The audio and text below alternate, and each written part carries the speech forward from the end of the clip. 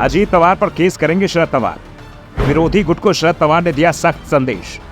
पूरे महाराष्ट्र की यात्रा कर एनडीए के खिलाफ बनाएंगे माहौल। एनसीपी के नेता शरद पवार बेहद नाराज हैं। नाराजगी अपनों से है जो उन्हें पहले धोखा देकर चले गए और अब उनके फोटो का इस्तेमाल कर दावा कर रहे हैं कि एनसीपी चीफ का आशीर्वाद उनके साथ है।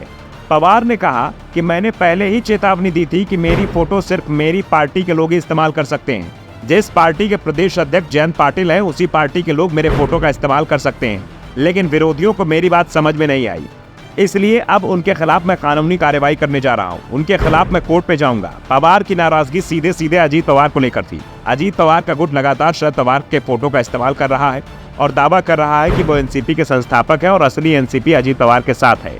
इसलिए अजीत पवार एनसीपी के संस्थापक की फोटो का इस्तेमाल कर रहे हैं। लेकिन अब अजीत पवार और उनका गुट शरद पवार की फोटो का इस्तेमाल नहीं कर पाएगा। वैसे शरद पवार का गुस्सा उन आरोपों को लेकर भी था जिसमें कहा गया था कि वो बीजेपी के साथ जा सकते हैं। अजीत पवार के साथ उनकी लगातार हो रही मुलाकातों को लेकर इंडिया गठबंधन के नेता ही शरद पवार पर तमाम तरह के आरोप लगा रहे थे। दावा तो यहाँ तक हो रहा था कि शरद पवार को कैबिनेट मंत्री बनाने का ऑफर भी दिया गया है, लेकिन पवार ने इस तरह की सभी बातों को पूरी तरह से खारिज कर दिया। पवार ने कहा कि अजीत के साथ मुलाकात हुई थी, बातचीत भी हुई, लेकिन परिवार के सदस्य की तरह हुई।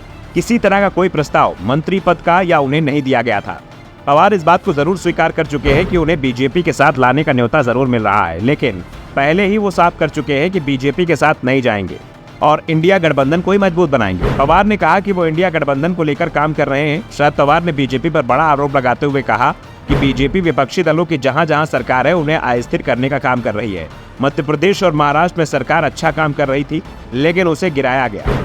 बीजेपी और उनके साथी समय के विपरीत काम कर रहे हैं। बीजेपी लोगों को धर्म संप्रदाय के आधार पर बांट रही है। उनका विभाजन दिवस मनाने का फैसला गलत था। पवार के बयान से साफ है कि वो बीजेपी के साथ नहीं जा रहे हैं। वो बीजेपी के खिलाफ रणनीति बनाने में जुटे हुए हैं। वैसे कांग्रेस नेताओं ने जो आरोप शरद पवार पर लगाए थे, उन आरोपों को लेकर उनकी बेटी सुप्रिया सुले पहले ही साफ कर चुकी थी कि एनसीपी एनडीए में नहीं जाएगी। सुले ने कहा था कि मुझे नहीं पता कि शरद और अजीत के बीच वास्तव में क्या बातचीत हुई। लोकतंत्र में अक्सर मतभेद होते रहते हैं, ये होना ही चाहिए, लेकिन पारिवारिक रिश्ते अलग होते हैं और राजनीतिक विचार अलग होते हैं। अजीत पवार हमारे परिवार के सदस्य हैं, ऐसे में उनसे मुलाकात में कुछ भी गलत नहीं है। उन्होंने इंडिया गठबंधन के नेताओं के बयान पर कहा कि वो मेरे लिए एक डेमोक्रेसी की बात है, जिसको जो बोलना है वो बोल सकता है। संजय राउत का स्टेटमेंट आपने सुना, बाकी लोगों के स्टेटमेंट आप सुन रहे हैं, लेकिन मैं ये जरूर कहना चाहूंगी कि जब मैं दिल्ली में रहती हूँ तो कांग्रेस की लीडरशिप से लगातार मेरी बात होती है। मैं मेंबर ऑफ पार्लियामेंट हूँ, इसलिए मेरा ज्यादा समय दिल्ली की लीडरशिप के साथ बीतता है। सुप्रिया ने खुद को मंत्री बनाए जाने के प्रस्ताव पर कहा, मुझे किसी प्रकार का ऑफर नहीं दिया गया है। महंगाई बहुत ज्यादा बढ़ गई है, मुझे केवल 15 अगस्त पर मिलने वाले ऑफर्स के बारे में पता है। फिलहाल हम इंडिया गठबंधन में हैं और इंडिया गठबंधन को मजबूत करने में जुटे हुए हैं और बाकी के जो सवाल हैं उनका जवाब एनसीपी चीफ ने ही दे दिया है। Bureau report, the Dhakad news.